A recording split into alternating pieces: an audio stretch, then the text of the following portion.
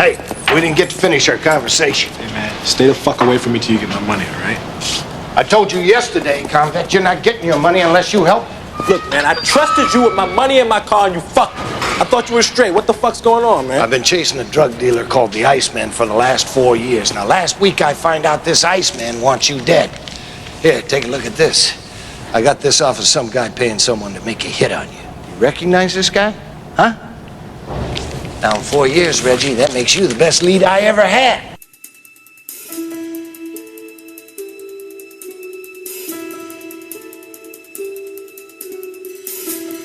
Another 48 Hours is the 1990 sequel to the 1982 smash hit film.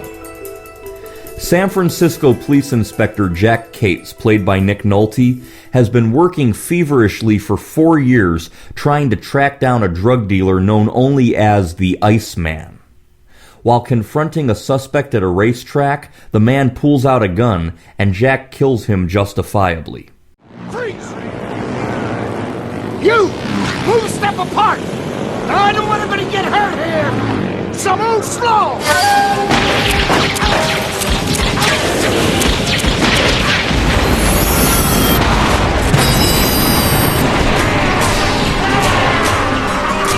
When the suspect's gun is not found, Jack is placed under investigation, and the head of Internal Affairs, Blake Wilson, played by Kevin Tighe, who dislikes Jack, is hell-bent on helping to get Jack prosecuted on a third-degree manslaughter charge.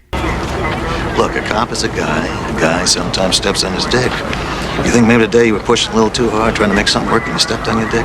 Work with me. We're on the same side. Did you step on... No, wait a minute. God damn it, it didn't go down that way. He had a piece. He shot. I shot back.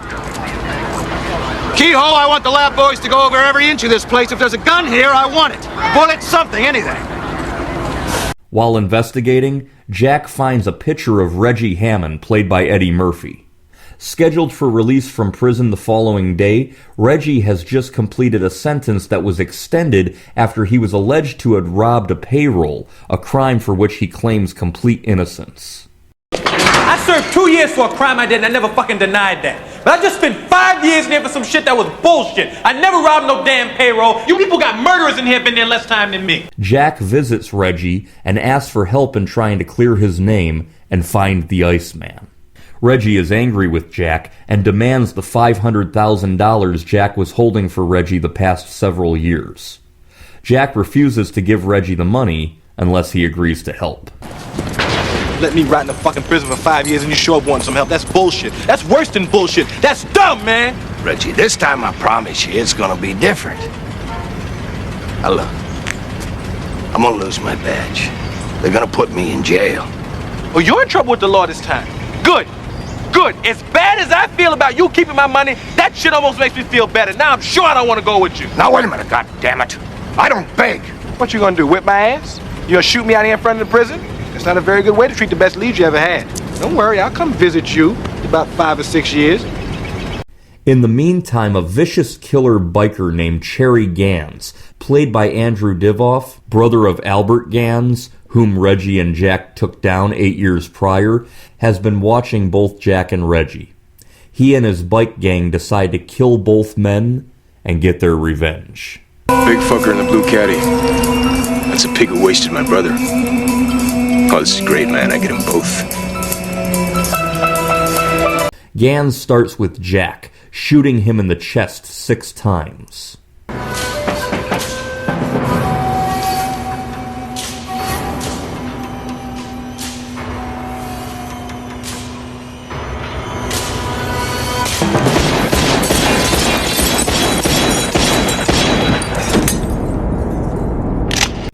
Gans then sets his sights on Reggie, attacking the bus transporting him from prison.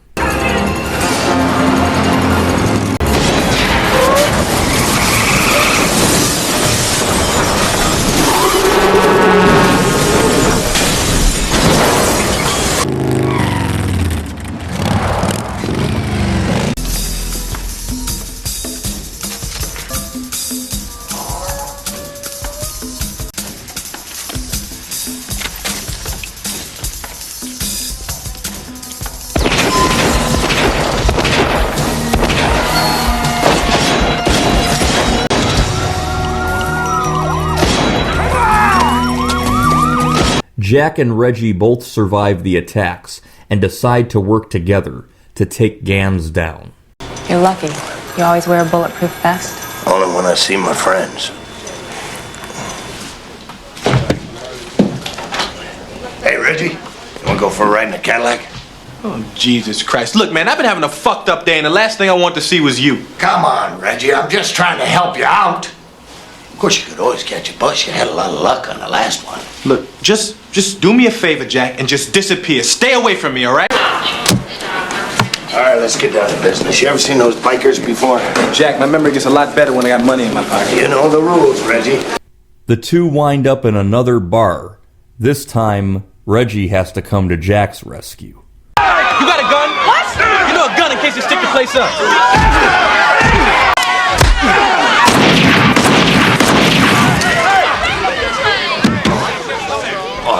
All right! Knock this shit off! I have been having a very bad day. Just got out of jail this morning. Already I have been shot at. I was on the bus that flipped over 17 times. A bitch tried to stab me in the bathroom. And somebody blew up my Porsche. I am in a bad goddamn mood. Now, I usually don't jump in when somebody's getting beat down, but this man, Jack Cates, is gonna help me straighten out the rest of my day. Now, I suggest y'all back up and let us go about our business. Because you got a gun? No, because I have a gun and I'll pop a cap in your ass. I don't think you've got the guts to use it.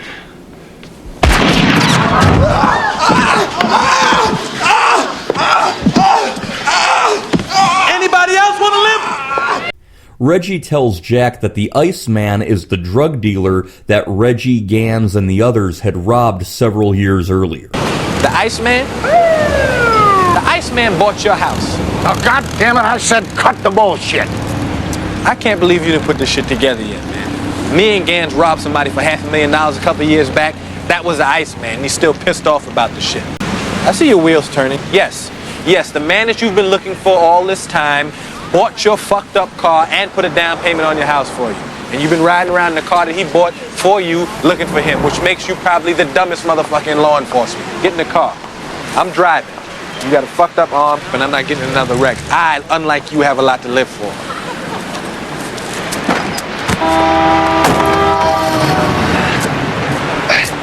I was once a chauffeur, Reggie.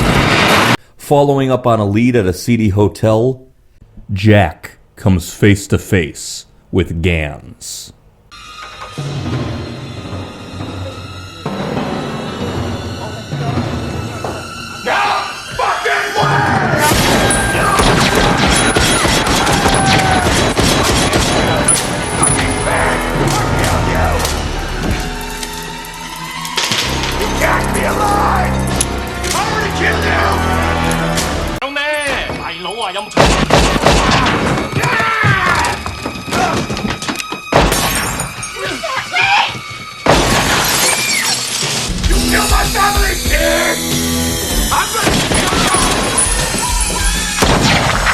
Both men do everything they can to take down the killers before it's too late. This movie was directed by Walter Hill, who directed the first film, and this movie was filmed in California and Nevada from January to April of 1990. For the first film, Eddie Murphy was paid $450,000, and Nick Nolte was paid $1 million.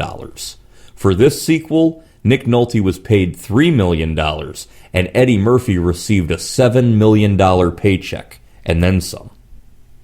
In the first movie, Nick Nolte received top billing, while Eddie Murphy received second billing. The billing order was reversed for the sequel, with Eddie Murphy receiving top billing and Nick Nolte receiving second billing. Just as in the first film, also in a hotel, when Reggie knocks on Angel Lee's door, she says, "Hold on a minute, I have to put something on." The girl in the earlier film said the same line to the two police officers that knocked on her door. Jack Cates also yells to the front desk clerk, "Call for help now," as he did in the first movie.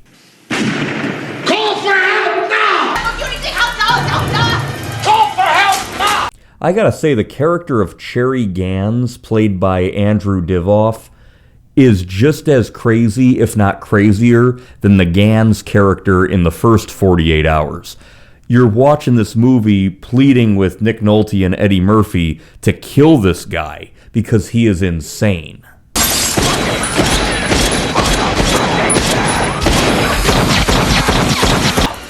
In an interview with David Letterman, Eddie Murphy said he doesn't like watching Another 48 Hours because he thought he had gained too much weight during the production of this film.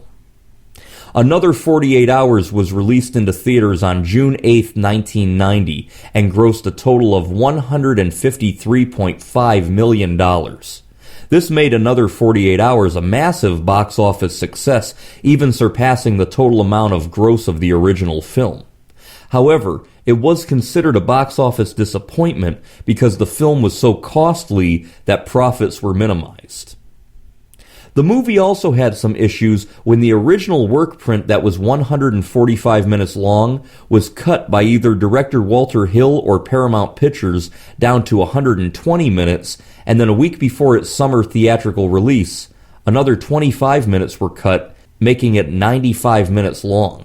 Frank McRae's reprisal of his role of Kate's boss Hayden from the first film was entirely cut out except for a brief shot of him in the background in one scene. Brian James, also returning from the original, saw his role severely cut down as well to create a faster-paced film. Also removed was a scene in which Jack explains to Reggie that he has a 48-hour deadline to track down the Iceman. Look, I got 48 hours to bring this guy in. I'm history. You want me to go out with you for another 48 hours? With that scene cut, there is no mention of 48 hours anywhere in the final film. It would be very nice someday to see the full 145-minute long version. This movie was the last of 7 Eddie Murphy movies in a row that opened at number 1 in the United States box office. Those were Beverly Hills Cop, The Golden Child, Beverly Hills Cop 2, Eddie Murphy Raw, Coming to America, and Harlem Nights. His next movie that would open at number 1 in the United States would be the 1996 hit comedy remake of The Nutty Professor. I think this movie works very well as a sequel, but I do think had the film not been edited down so severely, it might have worked even better. Overall, you could tell how much time had passed in the 8 years between 1982 and 1990. The characters were older, and Eddie Murphy certainly comes across older and more mature than the way his character was portrayed in the first movie. You're gonna have to take it easy for a while. I'm sorry you had to knock your friend, man. Oh, he wasn't my friend. You're my friend. This is a solid sequel, and a must-see for any fans of the original.